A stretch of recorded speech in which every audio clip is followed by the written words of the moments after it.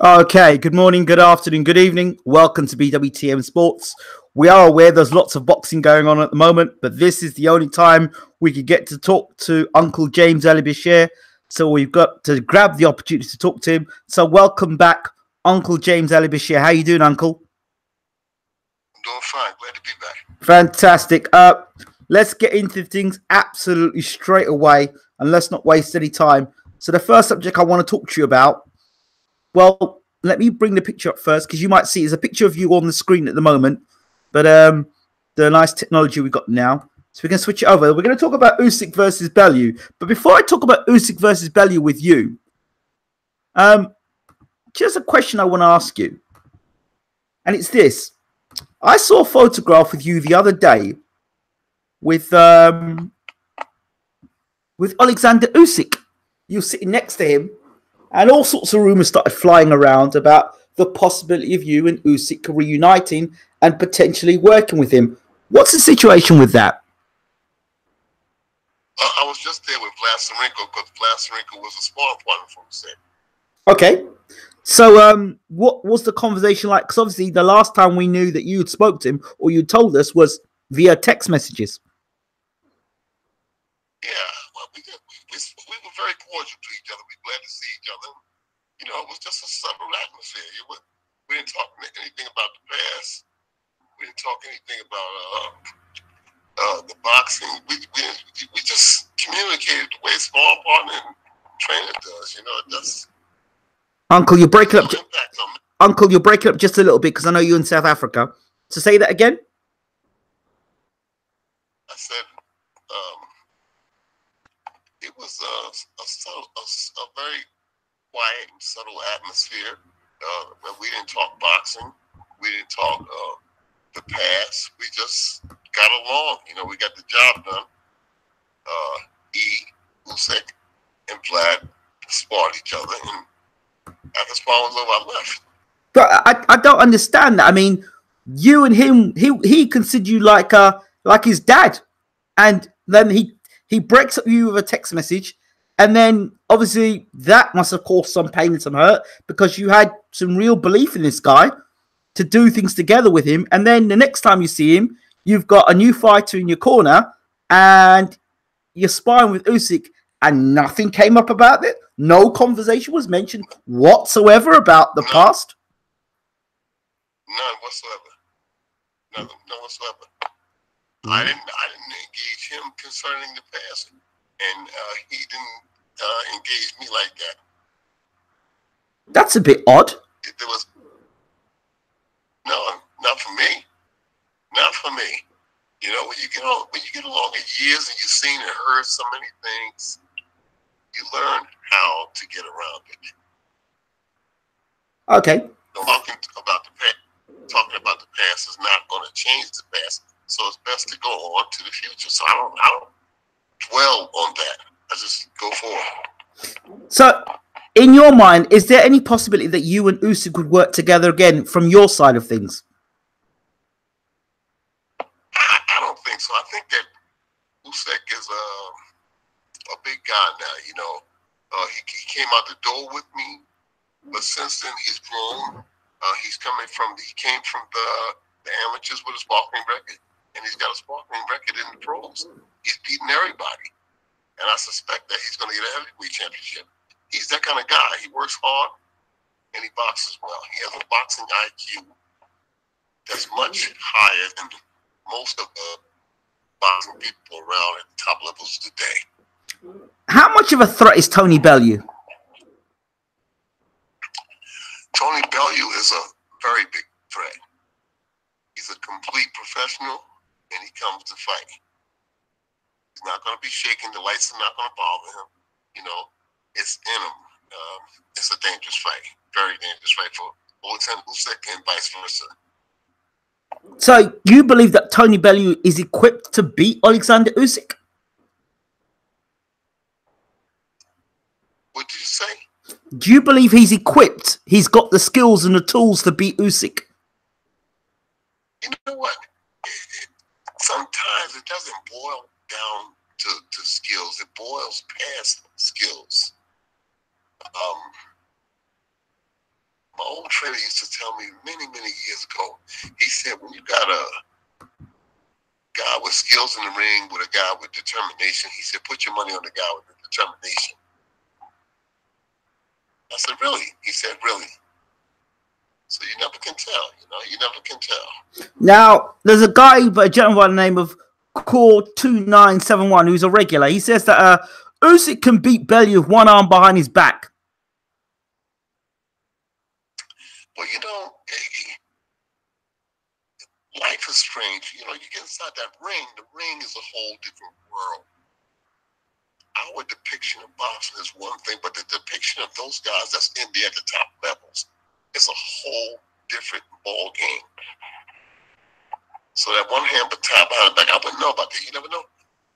But you're talking very conservatively, because before we spoke, you spoke to me about, Gassiev. You were confident he'd beat Gassiev. You were confident he'd beat everyone else to go on and beat the World Boxing Super Series and become the champion. But now you're talking about Bellew. But now you're talking about Bellew being a very dangerous fight. But having said that, you also quoted and said, I quote you and say, Tyson Fury is a dangerous fight for Vladimir Klitschko. So you could see it coming. And now you're saying that Bellew is a dangerous fight. Are you saying it with those sort of tones?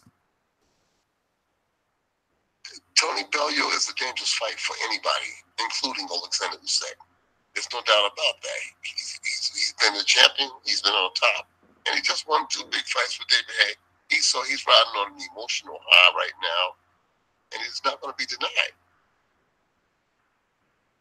So, but Tony Bellew is going to be in with a paint master. Alexander Usyk will give him a beating over 6 or 7 rounds and start taking over the 7th, 8th round of that fight. He'll start taking over. He'll smoke him down before the 11th round. Do you think Bellew's got the power to trouble Usyk? You know what? Consistency equates power. If a guy keeps banging on you, hitting you there, hit me there, tough, doing all of those things with his punches, not just with wrestling and pushing, but with his punches. Hey, you never can tell. Okay. Keys to victory for both men. Usyk to box. After the 6th or 7th round, he should start taking over, putting pressure on Bellew. But Bellew's going to be coming forward. He's going to be trying to land. He's going to go to the body. He's going to come on top. He's going to go around. He's going to do a lot of things. He's going to pull out the shelf on him and try to force Usyk into a gunfight. And Usyk is not shit boxing. In your professional opinion, taking Bellew had been a heavyweight for the last 2 years. He's now pulling his body back down to cruiserweight in a latter stage of his career. Can that still work? That can affect him badly. In fact, when the fight was first announced, I was saying, why would Bellew come down when he's been up for at least 2 years? Yeah. And now to sap himself back down to cruiserweight, I was really worried about that.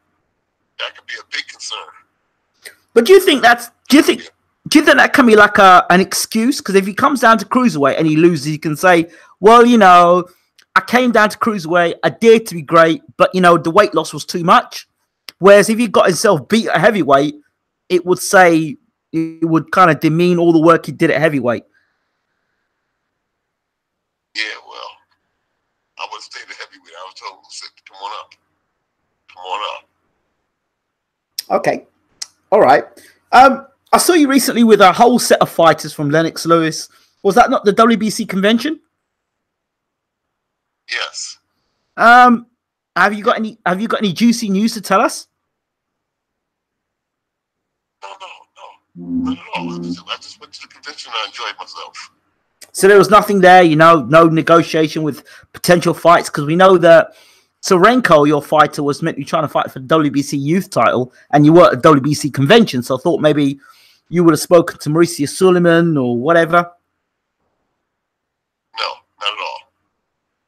I was just there for the festivities, and I myself. What is it like meeting all those fighters?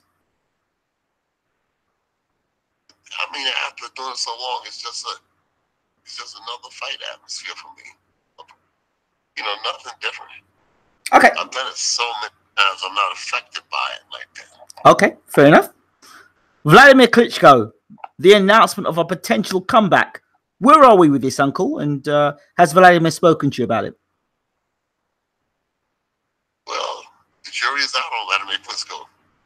That's all that I can say. That the jury is out on him. Vladimir Klitschko tells me over and over that he's not going to fight again. But I just got a feeling that he's going to fight again. You know, I got that feeling that he's going to fight again. Okay, fair enough. Talk to us now about Serenko. What's going on with him? I know you're back in South Africa now. We have an opponent from Argentina that we're going to box on the 21st of October here in Pretoria, South Africa. Okay.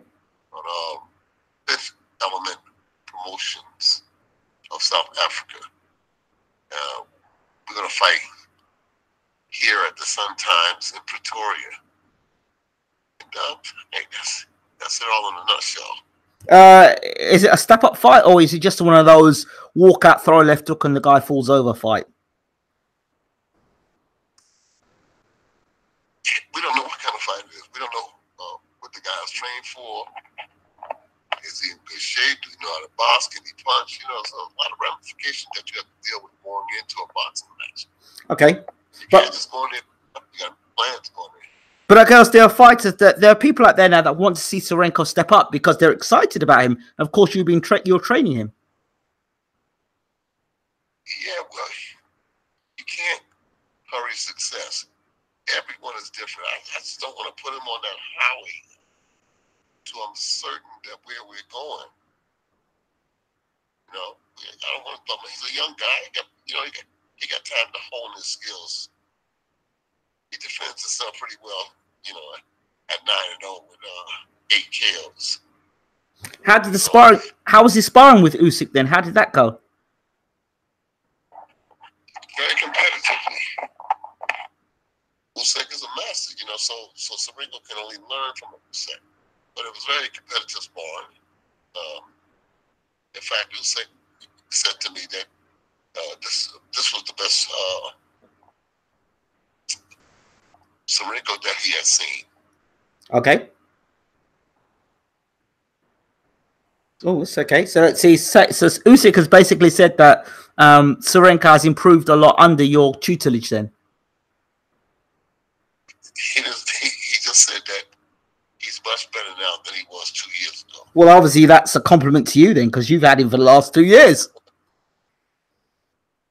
Like I said, if a person listening, they can grow. You know, that was respectful of him to say that. So I respect him for that. You know. Okay. It's not a given. It's not a given to me that he said that.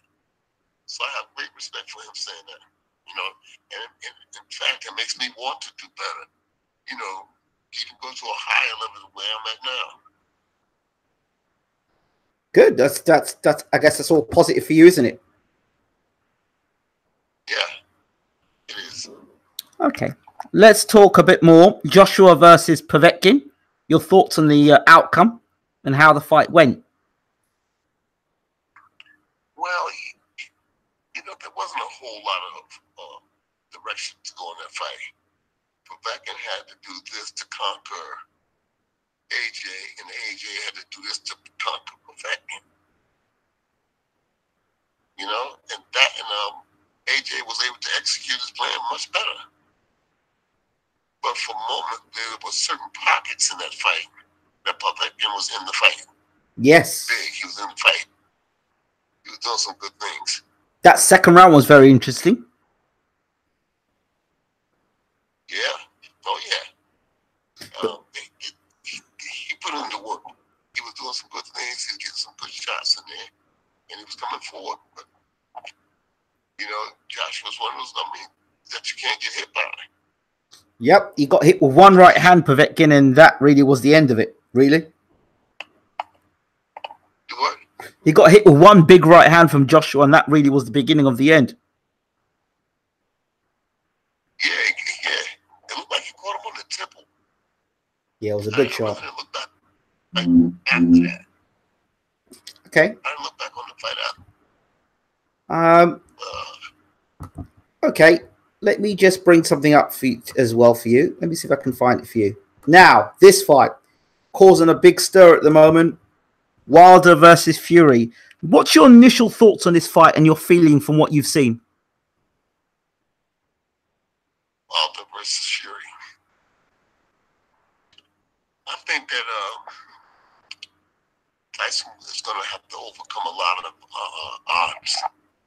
He's been out for, 2.5 years. Yep. Lost in pounds, he's lost at least 150, 160 pounds or more. But I know certainly he's had to lose at least 160, 165 pounds or more. So you can't tell. What do you make of him being in Big Bear? He's training in Big Bear now.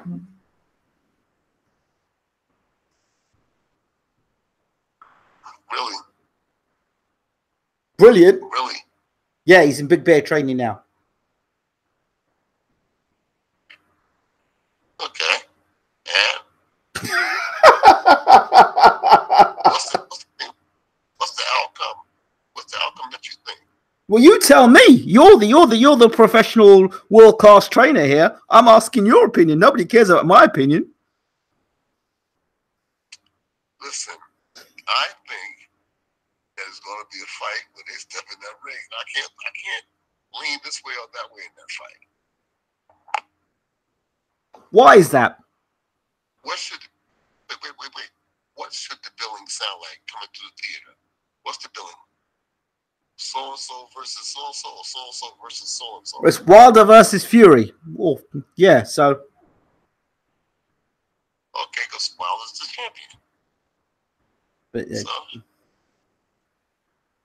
At the moment, if you were just from the outside look as you are, who are you leaning towards?